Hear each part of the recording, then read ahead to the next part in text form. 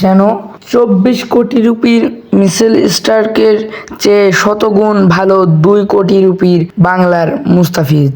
একদিকে 9 ম্যাচ খেলে 6 উইকেট সংগ্রহ করে মিচেল স্টার্ক, অন্যদিকে বাংলাদেশের ফিজ 8 ম্যাচ খেলে 14টি উইকেট নিয়ে উইকেট শিকারির শীর্ষে। শেষ ম্যাচে মিচেল স্টার্ক 1 উইকেটে 20 রান খরচ করে, অন্যদিকে মুস্তাফিজুর রহমান 2 উইকেটে 19 রান খরচ করে।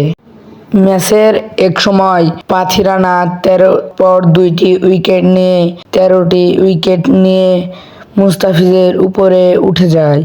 12 উইকেট নেওয়া মুস্তাফিজ কিছু মিনিটের মধ্যেই পরপর 2 উইকেট নিয়ে আবারও শীর্ষ স্থানে নিজের জায়গা করে নেয় জাসপ্রীত বুমরাহর সাথে। মুস্তাফিজ অবশেষে পার্পেল ক্যাপ নিজের দখলে রাখতে পারছেন না, কারণ পরবর্তী পাঞ্জাব কিংসের সাথে খেলেই তার বাংলাদেশের উদ্দেশ্যে রওনা দিতে হবে।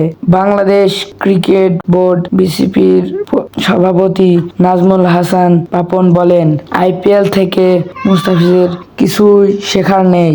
এরই জবাবে আবার ধোনি বলে, মুস্তাফিজ এখান থেকে অনেক নামি দামি প্লেয়ারের সাথে খেলছে, এখান থেকে মুস্তাফিজ আরো ভালোটাই শিখবে। এটা বলেই বলল MS ধোনি। চেন্নাইয়ের বোলিং কোচ ডিজে ব্রাভো বললেন, এবার মুস্তাফিজকে ছেড়ে দিতে হচ্ছে, কিন্তু এর পরের বার আমরা যে কোনো মূল্যেই মুস্তাফিজকে আমাদের দলের একাদশে রাখবো। মুস্তাফিজ তাহলে অবশেষে আর পার্পেল ক্যাপ পাচ্ছেন না। এই ছিল আমাদের AKBR স্পোর্টস নিউজের পক্ষ থেকে। ধন্যবাদ।